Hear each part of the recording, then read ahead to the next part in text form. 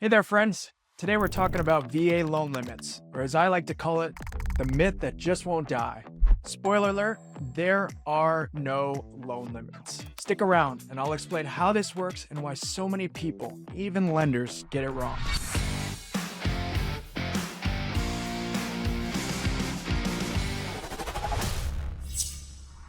The VA got rid of loan limits in 2020 with the Blue Water Navy Act. That means if you have full entitlement, you can buy a home for $500,000, $1 million, heck, even $2 million with zero down payment. Of course, you still need to qualify with income, credit, and all that boring stuff. The VA does not impose loan limits anymore. So why is this even a thing? Check this out.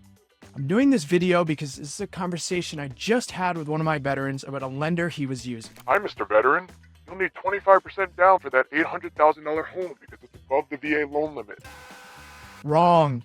I still get calls like this. Veterans being told they need to put money down on loans they could easily qualify for with zero down. And even if they need some money, it's not automatically 25%. Even 4 years later, not every lender understands this rule. So let's make it crystal clear. If you have full entitlement, there are no VA loan limits. None. Zip. Nada. I get it. Let's talk about full entitlement. You've got it if 1, you're not using your VA loan benefit on another home, and 2, you didn't lose entitlement in a short sale or foreclosure. Pretty simple, right? If that's you, congratulations. The VA loan world is your oyster. Can afford to buy a $2 million home with zero down? Let's go. Now, if you've used the VA loan before but sold the house, you might wonder, do I have my full entitlement back? The answer is yes. As long as you didn't short sale or foreclose on that home, when you sell, your entitlement gets fully restored. Ready to use it again. But there's a caveat here. It's not automatic. You need a lender who knows what they're doing and how to get it restored. I've got your back. I got your back, man. Now let's say you already have a home with a VA loan, and maybe you turned it into a rental. This is where it gets fun. And by fun, I mean math. This is called partial entitlement or entitlement encumbered. It's all about how much entitlement you've got based on where you're buying. For most places, we use the National Conforming Loan Limit to determine this value. In 2024, it's $766,550. It's a simple Google search and it changes every single year. But in high-cost areas like LA, San Francisco, New York, Seattle, DC, and a few others, the limits are higher. If your remaining entitlement based on where you want to buy doesn't cover the purchase price, you'll need to bring a down payment to cover the shortfall to reach your 25% VA guarantee. But here's the kicker. The VA calculation is very specific, but I'm going to clear it up with an example. Let's assume the county limit of $766,550. You already own a house and you purchased it for $400,000 a few years ago. Now you want to turn that bad boy into a rental and get a second VA loan for your next house of $500,000. The VA calculation looks like this. You might need to watch this a couple of times for it to sink in. Remember, entitlement is somewhat synonymous with the VA guarantee. $400,000 house, VA guarantee 25%, 25% of 400 is 100. So you used $100,000 in entitlement. Good so far? Using the same logic, you're wanting to buy a $500,000 house. VA guarantees 25%, 25 of 500 is 125. So you're needing $125,000 in entitlement. So it's a grand total of $225,000 of entitlement needed. Now we factor in the county limit. As we mentioned, in 2024, it's $766,550. We know that. What we haven't seen is 25% of this limit for a total available entitlement guarantee of $191,637.50. This is where I usually lose people. Almost there, I promise. So we have $191,637.50 of entitlement available, but we need $225.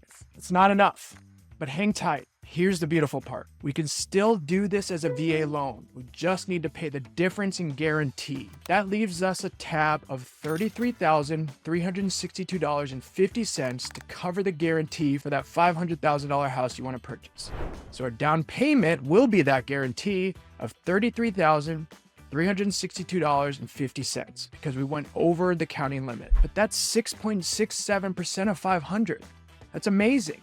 If we had to put 20% down on 500, it'd be 100,000. 10% would be 50. And remember, on anything under 20% on conventional loan, we require two things: PMI and higher rates because your down payment is low. Not only that, but going this route through the VA, you now have another VA loan. Not part of one, the whole thing, which means you still have access to all the other benefits of the VA loan: higher income flexibility, appraisal options, and my favorite, the VA IRRRL. And no income, no appraisal, streamlined refinance. You lose your job, but rates drop? We can still refinance you to a lower rate. Not the case on the conventional side. That makes a lot of sense. And there you have it, folks, the math behind it all. And remember, these limits are increasing every year, and this doesn't even account for the high-cost counties I mentioned before. So yes, you could have multiple VA loans at the same time.